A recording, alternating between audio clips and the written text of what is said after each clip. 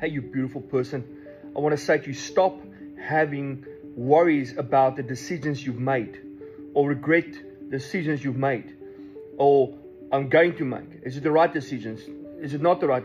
Must I? And you're going crazy. I say, stop doing that. You know, I want to explain to you this, that there's no such thing as a bad decision. What are you saying, hon? Let me explain to you. You don't willfully make a bad decision, do you? You do all your homework, you do whatever, and maybe it's not working out the way that you think it's going to work out. So it's like, oh, it's a failure. But it's not.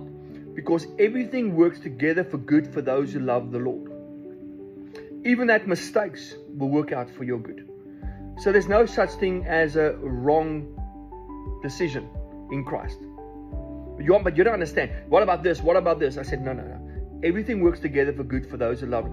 Even at that moment, you made a decision. At that moment, you thought there was a great decision, and it was actually totally a failure concerning what you think or what people think. But I'm telling you that it will work out for your good and for His glory. I've come to realize this over the years. Because I always said, yes, I should have done this. Maybe I should have made this business decision. I should have never made this business decision. Yes, I should have never known this person. I should have never had this. Or maybe I should have had that, whatever. No, everything brought you to this point. And everything to this point where you might think you're a failure, it's not the truth. It will change. It will change. It's like Thomas Edison. The guy came to him and said, listen, oh, you failed 200 times. He says, no. 200 times I know how not to make a light bulb. Attitude. Attitude will determine your altitude. So if there's a challenge, if there's something that's not great in your life, or whatever you think is a failure, it's not. Don't let it be a failure. Use it as something to propel it ahead, and something good will come out of it. Because everything works together for good for those who love the Lord. Good, bad, ugly, in between. Please. And please don't second guess yourself all the time. Stop doing that. Just rest in Him, Lord.